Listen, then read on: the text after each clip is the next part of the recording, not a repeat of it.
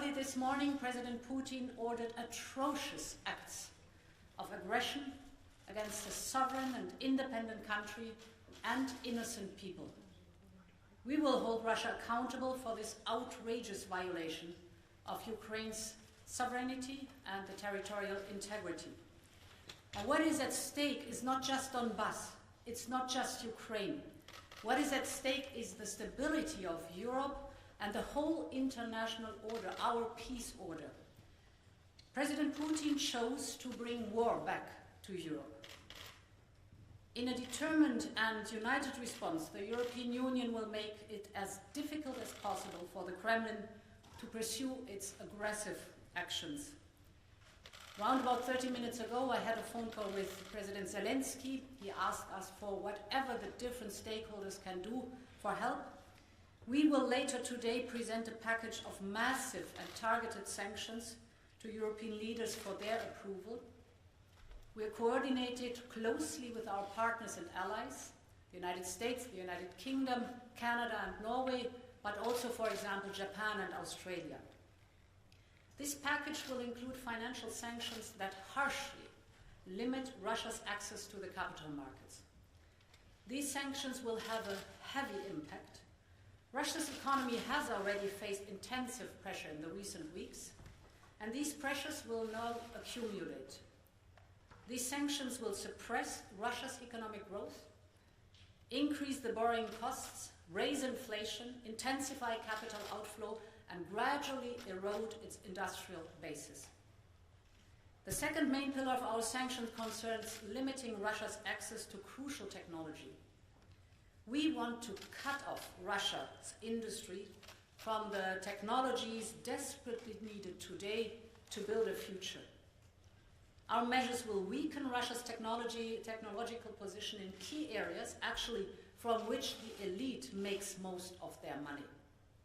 And this ranges from high-tech components to cutting-edge software. This will also seriously degrade the Russian economy in all areas in the future. Let me be very clear. It is President Putin who will have to explain this to his citizens. I know that the Russian people do not want this war. The European Union and NATO have worked in close complementarity, and this crisis will bring us even closer together. It is our shared duty to stand up to the gravest act of aggression on European soil since decades. Our unity is our best strength. The Kremlin understands this very well, and that's why they have tried their best to divide us, but they have achieved the exact opposite. We are more united and more determined than ever. We are one union, one alliance, united in purpose. Many thanks. Last night, a cataclysm shook Europe, a brutal aggression triggered by Vladimir Putin and the Kremlin against human beings, a large-scale military attack on the Ukrainian people. And this unprovoked and unjustified attack is unlike anything on European soil since the end of the Second World War. It is an attack on the free and sovereign state of Ukraine and its territorial integrity, a blatant violation of international law, replacing rule of law by rule of brutality. An attack on peace and security in Europe. It's also an attack on the foundations of our European Union, a project of peace, prosperity for all Europeans. The EU and its member states, together with our allies, will hold Russia accountable. The European Council will convene today and will agree in principle on a package of massive and targeted sanctions. We'll also decide on political, financial, and humanitarian aid for Ukraine and its people. Ukrainian cities have been hit, innocent people killed. Women, men, children are fleeing for their lives. They need our strong support more than ever. We will also discuss the geopolitical, economic, and human implications of this aggression against Ukraine, and I do not believe that Russian people want war. You do not want to lose young men to a senseless war with a brother nation, serving as cannon fodder for an unjustified, unlawful, and foolish war. I also appeal to Belarus and its people. You have the choice not to follow Russia's destructive action. You have the choice not to take part in this needless tragedy against your neighbors in Ukraine. And we, the EU, stand rock solid, united, firm and determined, together with NATO, together with our allies, partners and friends, to hold Russia accountable, to support Ukraine and to protect peace in Europe. We stand shoulder to shoulder with all countries across the world that want to uphold the rules-based international order for the sake of peace. Thank you. Okay, de Frankfurter Allgemeine Zeitung. Thanks a lot, Thomas Kutschka, Frankfurter Allgemeine Zeitung. I've got two questions. The first one to the Commission President. Which are the next practical steps the EU can take to help Ukraine cope with internally displaced people? And what are the next steps that could be taken to also help the neighboring countries that are probably seeing an influx of refugees in the next days and weeks? And a question to President Michel.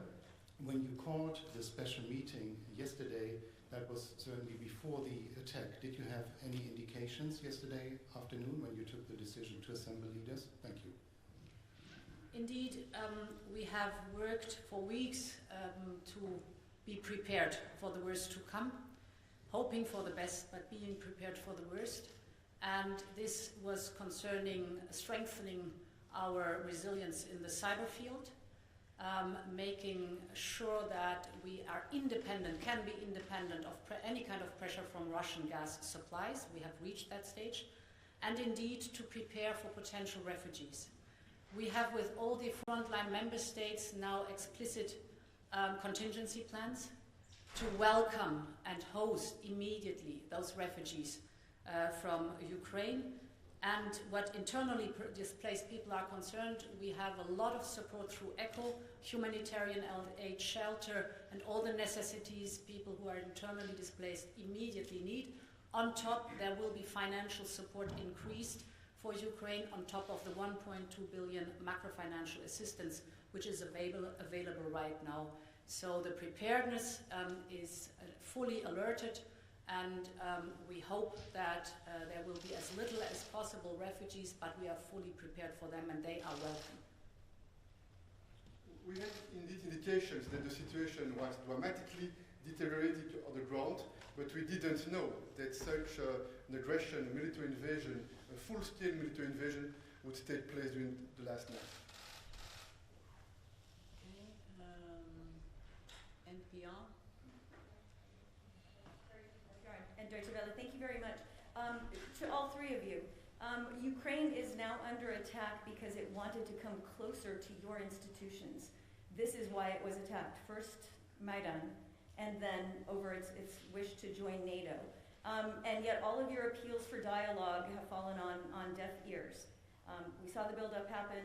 Nothing you did worked. What more could you have done, and how do you feel today when you are sitting here saying that innocent lives are going to be lost? And these are people whose only crime, even in the words of the Kremlin, are that they wanted to be closer to Europe. Thanks. Well, I think it's very important to remember that there is one, that is the aggressor, one state that is responsible for what is happening now in Ukraine, and that is Russia. Russia is the country which is responsible for the loss of lives and the aggressive actions against Ukraine. And we have reached out to Russia for many years actually, and especially during the last months, to engage in political dialogue to try to prevent this conflict. But at the same time, we are, as Ursula von der Leyen said, we have also been absolutely prepared for the worst, and that's what's happening now. So we have to remember that there's one aggressor, and that's Russia, and Russia is responsible for what we see evolving in Ukraine now.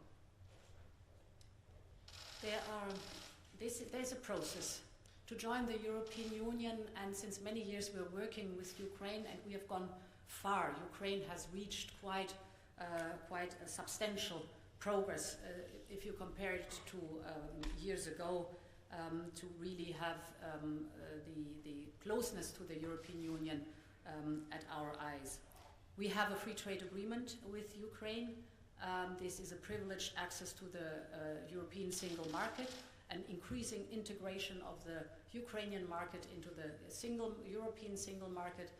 We are strongly supporting financially in the case of reforms that are necessary without any doubt in Ukraine, but also strategic investments in Ukraine in a broad set of fields. We are very intensively working on the energy security of Ukraine.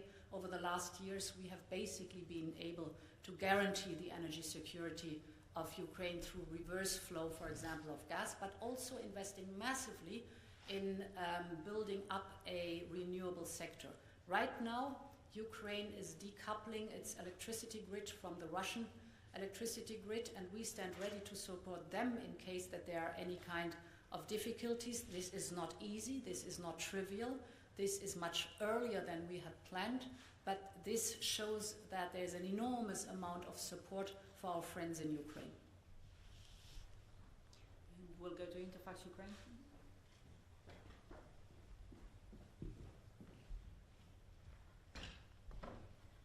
Thank you, Anna. Interfax Ukraine, Irina Sommer. Secretary-General, don't you think that if in Bucharest Ukraine got invitation to join NATO, nothing will happen like what we have today? And the question for your leadership, when we are talking about political support, can we talk about perspective of membership, at least political decision? Thank you. But again, we have to remember who's responsible. What we made clear in Bucharest in 2008, and what NATO allies have made clear again and again, is that every nation has the right to choose its own path, and that we support Ukraine in their aspirations to further integrate with the Euro-Atlantic community, and also their aspirations for membership. And then it is for Ukraine to decide whether they would like to belong to NATO, and then it is for 30 allies to decide on the question of membership and when Ukraine is ready to join. That is our right to decide. Russia has not right to attack, use violence, use their armed forces to invade an independent sovereign nation, regardless of what they think about NATO membership, because that's not an excuse whatsoever to use military force against a neighbor. That's just not the world we like to live in, where big powers as Russia uses military force to try to coerce other countries, and if they don't act as they want, actually invade them, and that's what we're seeing now. We recognize the EU aspiration of Ukraine, and you know this is a decision that needs to be taken by the member states, but it is very clear that the last years we have worked a lot, it was described by the President of the Commission, in order to strengthen all the ties with Ukraine. We have encouraged Ukraine to implement reforms. They made a lot of progress, more economic relationships, more economic ties in different fields. And it will be the occasion tonight at the level of the European Council to have a debate about the way we will support Ukraine in different fields, the political field included.